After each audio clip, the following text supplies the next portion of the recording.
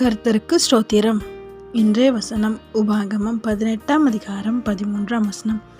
உன் தேவனாகிய கர்த்தருக்கு முன்பாக நீ உத்தமனாய் இருக்க கடவாய். உபாகமம் 18ஆம் அதிகாரம் 13ஆம் வசனம்.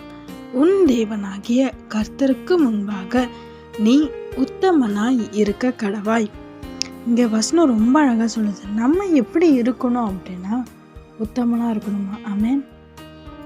கர்த்தரோட பார்வையில் நம்ம உத்தமனாக இருக்கணும். பைபிளில் உத்தமன் லிஸ்ட்டில் வர்றது யோபுவும் ஒருத்தர். ஆமென்.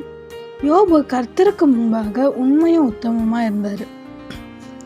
அவ்வளோ பிரச்சனைகள் பாடுகள் மத்தியிலையும் யோபு கர்த்தருக்காய் நின்றார். இப்போ நீங்கள் போய் கொண்டிருக்கிற பாதை ரொம்ப கடினமானதா? இந்த தேவைக்கு நான் என்ன பண்ணுவேன் அப்படின்னு ஒரு கேள்வியோடு இருக்கீங்க. இல்லை இந்த பிரச்சனை வருது, நான் என்ன பண்ணணும்? ஒரு குழம்புன நிலைமையில், இல்லை எல்லாத்தையும் இழந்து போன நிலைமையில் யோபுவை போல் நிற்கிறீங்களா?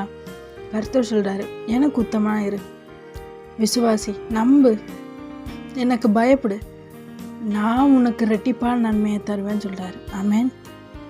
யோபுக்கு ரெட்டிப்பான நன்மையை கர்த்தர் கொடுத்தார். அதே மாதிரி உங்களுக்கு கொடுப்பார். நீங்கள் செய்ய வேண்டியது அவருக்கு முன்பாக உண்மையாக இருங்க. ஏசுப்பாக்கு இது பிடிக்காது, நான் செய்ய மாட்டேன். ஸ்ட்ராங்காக நில்லுங்க, உறுதியாக நில்லுங்க. நிச்சயமாக கர்த்தர் உங்களை ஆசீர்வாதத்தை உயர்த்துவார். ஆமென்.